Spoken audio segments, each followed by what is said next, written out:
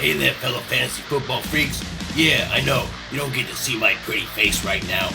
There's a lot of things I'm working on. There's a lot of things I'm trying to get done to make this show awesome. However, I'm going to be getting more into that in the next episode, which is actually coming out tomorrow. I'll update you all on everything that's been going on and everything that's going to be going on for the Fantasy TyRant.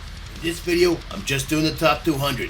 And in tomorrow's video, I'm going to go over the running backs, but I'll also go over everything that's happened, why I've been absent, everything else that you want to know. A lot of changes being made, a lot of stuff going on. I'll tell you more about it tomorrow. Give me a like, share, subscribe, check out my Patreon. Help me out so I can help you out. But with no further ado, here it is, my top 200. At number 1, Christian McCaffrey. Don't overthink this. Before going down with injury last season, Run CMC was killing it. In the games he actually finished last season, he averaged 30 fantasy points per game in PPR. Dude is the Panthers offense, and as much as the Carolina Pussycats are going to suck cat turds this season, you can still expect top-notch production from McCaffrey. Don't get cute with the first overall pick. Just take CMC and sit your ass down. At number 2, Derrick Henry. Everyone keeps talking about how his workload's going to catch up to him, and how he's going to blow a tire this year. And to that I say, don't try to predict injuries. It's not science, it's not impressive, it's just plain rude. Just like CMC, King Henry is his team's offense. Sure, A.J. Brown and Julio are going to get theirs. I think Furska's going to be a sleeper tight end, but Henry is the man. Titans had one of the hardest running back schedules last season, facing some hardcore run defenses like Chicago, Pittsburgh, and Cleveland, but King Henry still managed to average over 20 fantasy points per game. Don't let the curse of 370 carries scare you. This guy's built like a truck and can handle all the mileage. At number 3, I've got Alvin Kamara. It appears he too is going to be his team's offense at this point with all the turmoil surrounding Michael Thomas and the questionable health of Traquan Smith. Alvin Kamara is a PPR monster, and the only reason I don't have him ranked above Henry, check this out. Last season, when Drew Brees played, AK averaged 26.75 fantasy points per game, but without Brees, he averaged only 14.2. That's almost half. Fuck me sideways, that's a colossal drop-off. And if you average it out, that's about 20 fantasy points per game, just a hair under King Henry. You could make the case for taking him above Henry, and I wouldn't argue. CMC is in a tier by himself, and then the next 3 are their own tier, I believe. 2 through 4 are pretty much interchangeable, but I give the edges I give for a reason. So let's finish the second tier with number 4, Dalvin Cook. Yeah, a lot of analysts have Cook at number 2, and if he can stay healthy, that's certainly achievable. The offense gelled last season, and this season they should play even better. The Vikings have dangerous threats on the outside of wide receiver, and the emergence of Irv Smith, another sleeper tight end of mine, is a coming. Kirk Cousins is competent enough to keep that offense running well, which all of this added up means plenty of opportunities and unstacked boxes for Cook. Cha-ching! But there's that looming threat of injury hanging over Dalvin like a sword of Damocles. Who said there's no culture on this show? And while I don't condone predicting injuries, I do encourage being careful with injury-prone players, and Dalvin Cook is starting to fit that tag. He played well in most games last season, but he seemed to run out of gas later in the season after 2 big games in Week 8 and 9. Following his injury, he only eclipsed 20 fantasy points twice, and barely. That's why I have him down this low. If you aren't afraid of the injury or drop-off in production late in the season, and you want to take him higher, I wouldn't fault you. Dude is a stud. You might want to consider trading him high before the deadline, though, if he makes it that far. Just saying. And number 5, I got Ezekiel Elliott, so I might be afraid to take him this high, but I see a bounce-back season coming for Zeke. His team is healthy, and as long as they don't fall apart around him this time, I see him having a damn solid season. He was still quietly a top 10 running back last season in fantasy, believe it or not, and with Dak throwing some of that pressure off of him, he'll be able to open up a little bit for some big yardage. Yeah, the recent reports about Dak's lingering health issues has me a little concerned, and I might adjust my rankings as we learn more. And sure, Tony Pollard might steal a little production, yeah, though that might help to keep Zeke fresh, really. But ultimately, I think Zeke is a workhorse back and a studly one at that, so don't be afraid to take him in the top 5. He's going to make good on those returns. At the 6th spot, I got Tyreek Hill. It's him, Travis Kelsey, and then a bunch of jamokes. No offense to Mecole Hardman or CEH. Fastest dude in the league, and Mahomes has the arm to connect with them. These two can just play backyard ball all day and no one would complain, especially if you own Hill. He was the wide receiver 2 last season, and as up and down as his season was, he should see some of that volatility regress to the mean this season, keeping him on the plus side of 20 fantasy points just about every game. I feel like he's going to have less mouths to contend with this season, pretty much just Kelsey, so why shouldn't we see his targets go up? He's going to burn just about every corner he faces, and Mahomes can rocket that shit down to him for a long bomb touchdown anytime they choose. I think 6 through 8 are interchangeable, but my choice for top wide receiver this season is Tyreek Hill. Write it down, take a picture, time will tell, but my money is on Hill at the top this season. Number 7, I got Stefan Dicks. Hey, I was one of the only analysts that was all over Diggs last season. I knew Josh Allen was going to put it together and that Diggs was going to be his guy. I told all you motherfuckers. Now he's been taken in the first round of pretty much every mock I've been in. And for good reason. His chemistry with Josh Allen is undeniable. And they may be the best QB wide receiver duo in the league today. Ooh, does that hot take burn ya? Just watch. At 8, I got Devonte Adams. Everyone who drafted early when it appeared that A-Rod was going to fly the coop and picked up Adams got a steal in like the 3rd or 4th round. With Rodgers back in the fold, Adams should once again be a stud. Like I said, 6 through 8 are fairly interchangeable, but Adams has more competition for targets than the other two, so that's why I have him here. Plus, Aaron Rodgers isn't getting any younger, and neither is Adams. Lots of tread wear already on those tires, but that doesn't deter me much. Wherever you take him, you're getting solid, dependable, high wide receiver 1 production, so just relax. At 9, Travis Kelsey, the apex predator of the tight end position, as always. This guy's like having a top 5 wide receiver at the tight end position, the most shallow position in terms of fantasy production. Sure, you're going to have to get creative and crafty to put the rest of your squad together if you take Kelsey at the end of the first round. But watch my videos and you'll know just who to get and when to get them so that you can make up for not having a first round running back or wide receiver. Don't fret, be bold. The TyRant has your back. At number 10, I got Calvin Ridley. No Julio, no problem. The Riddler takes over the top role in the Falcons offense. Will we see some double teams? Yeah, sure. But dude's a fucking nightmare to cover. Plus the emergence of rookie tight end Kyle Pitts and some help from up-and-coming wide receiver Russell Gage will help take some attention off of Calvin. Matty Ice will throw him open. I see a huge uptick in production in terms of receptions, yardage, and touchdowns. Yeah, I'm definitely on the Calvin Ridley hype train this year. Ridley is my fantasy ride or die, so get on the train or get fucked. All aboard! Woo-hoo! At 11, I've got Austin Eckler. Last season was an anomaly for Eckler's career. Like Zeke, I see a huge bounce back for this guy. With Hunter Henry gone and that gross-ass Jared Cook instead, the offense is basically Eckler and Allen. In PPR especially, I see Eckler having a monster season. Don't be afraid to get him this high. Number 12, I got Justin Jefferson. Barring a sophomore slump this season, Jeffy should take another step toward wide receiver superstardom. In his rookie season, he was wide receiver 7. Talk about potential. I don't see that dropping off, but rather progressing to a higher level of production in yardage and touchdowns. I guarantee he's going to get more than 7 receiving touchdowns this season, so mark that down. With a full season, fully acclimated to this offense, I see a top 5 wide receiver fantasy season in the making. Number 13, I got DK Metcalf. If it weren't for all the mouths to feed in Seattle, I'd have Metcalf even higher up. I love this guy, and he could be the top wide receiver in the league if the injury bug takes out Tyler Lockett. But with Lockett there and healthy, and with newcomers like Gerald Everett at tight end, and rookie wide receiver Dwayne Eskridge in the mix, I've got Metcalf just outside the top 5 wide receiver list. Even so, if you've got Metcalf as your wide receiver 1, you're looking good. He could turn out to be a steal in the second round. And number 14, I got DeAndre Hopkins. Luke has first-round wide receiver talent and will likely go higher in many drafts, but I'm worried about his usage in the Cardinals offense. They're likely going to be running a lot with 2 serviceable running backs and a mobile QB in Kyler Murray, and with both AJ Green and Christian Kirk fighting for targets, as well as potential rookie sensation Rondale Moore, who the Cards coaches seem to be in love with. There's just too many mouths to feed in that offense for me to feel comfortable taking Nuke higher than a mid to early second round.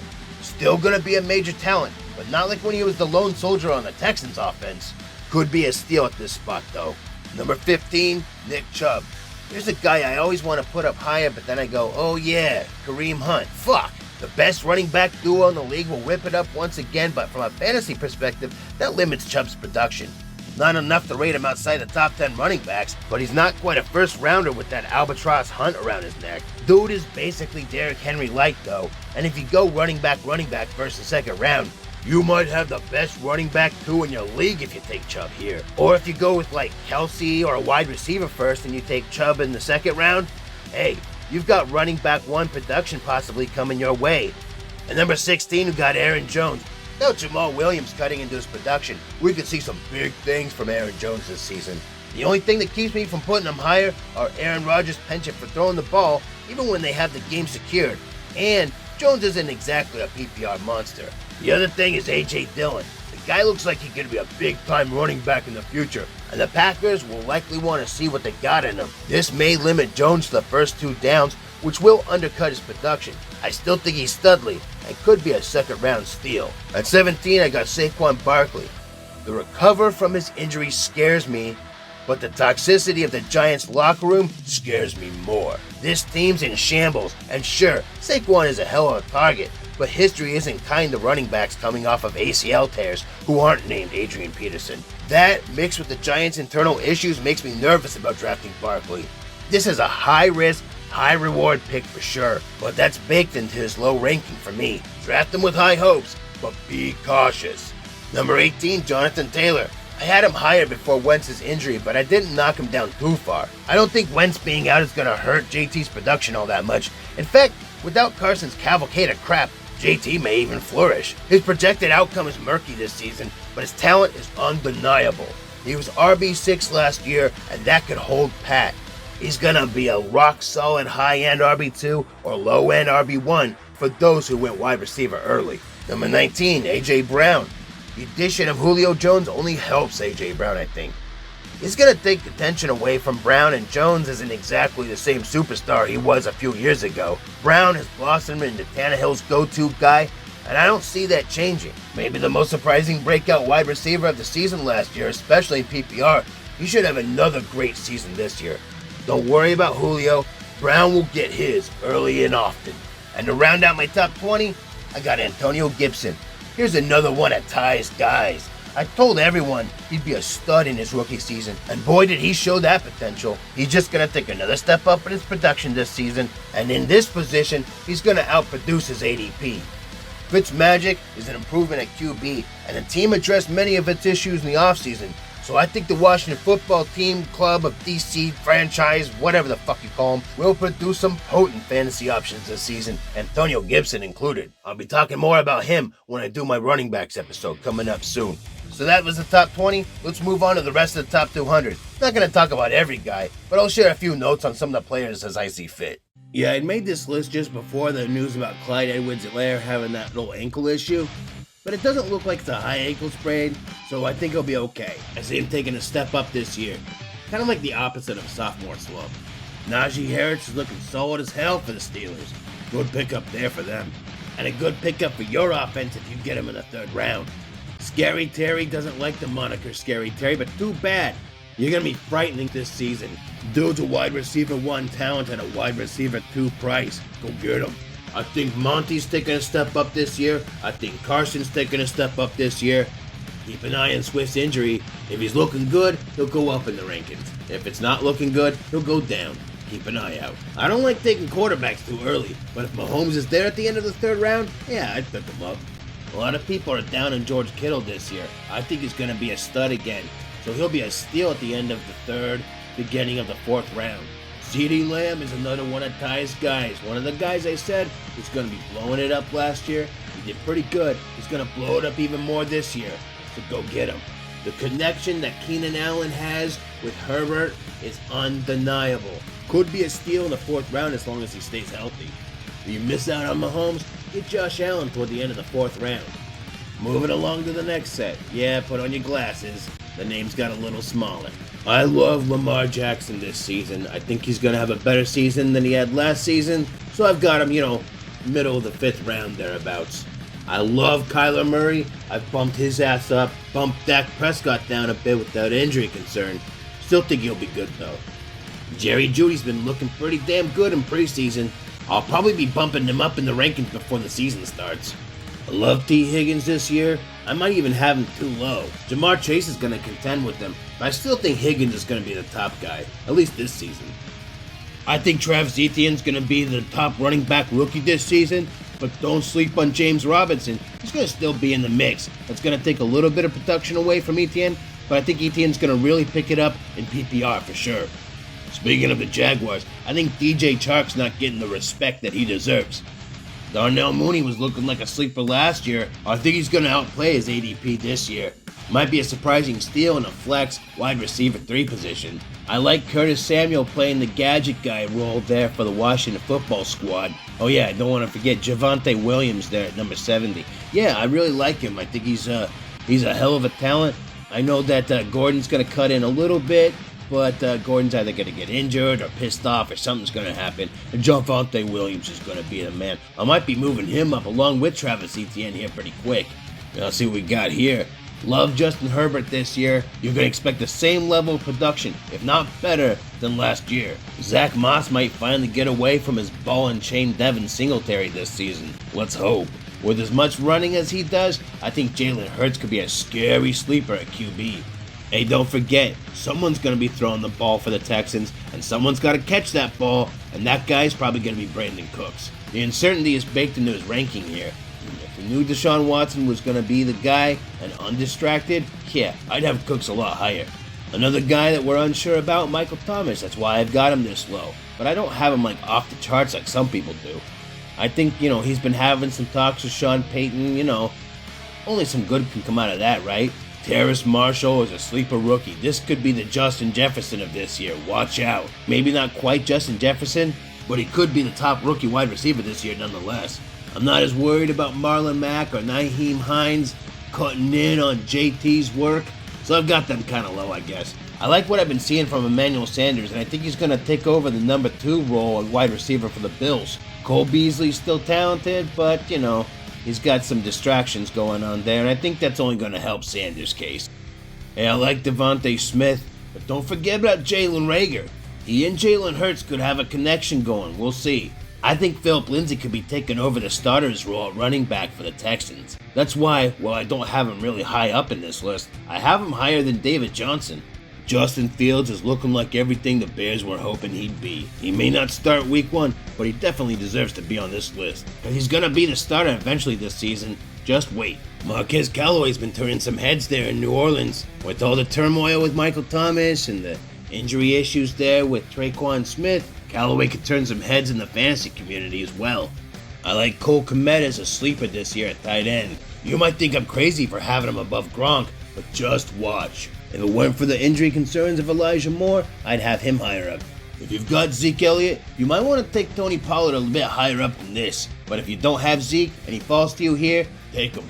I love Ramondre Stevenson. I think he's going to be that guy that Belichick likes to, fuck up the rotation with.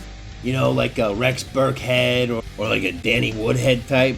You know what I mean. I think before long, Kenneth Gainwell takes over the backup role at running back for the Eagles. I think he's more impressive than Boston Scott personally. Talk about a deep, deep, deep sleeper right there. If Traquan Smith can regain his health, I'll bump him up a lot further than this. Russell Gage might deserve to be bumped up too, but I don't know. It's going to be hard to compete with Calvin Ridley and Kyle Pitts for targets. After Tony Pollard, Rashad Penny might be the top handcuff to own at running back. Carson goes down, Penny might prove what us analysts have been saying all along. Give this guy a shot, a healthy season, he might fucking take over. If you're like in a 2 tight end league or a really deep league or you're doing best ball or something, go after baby Gronk, Pat Freiermuth. Personally, I like this guy more for next season than this season, but if you're in Dynasty or any of those other things like I said, go after him. And to round out the top 200, I decided to go with 5 defenses and 5 kickers. Alright? I mean, they're not as important, but you may as well know what I think, right? I got Tampa Bay on top. That's one studly ass defense. Washington football team, though, might be the one to take over. And of course, my Niners are on the list, along with the Steelers and Rams. There you go, there's your top 5 defenses. As far as the kickers go, Younghoe Koo, dude, the guy's been on fire. And the Falcons' offense is potent. Gotta love Goggles, right? He's good too. Harrison butt kickers, always kicking butt. And hey, you know what? Throw in a little bass on the line there. And there you go. There's my top 200, ladies and gentlemen. Write this shit down and win your league draft.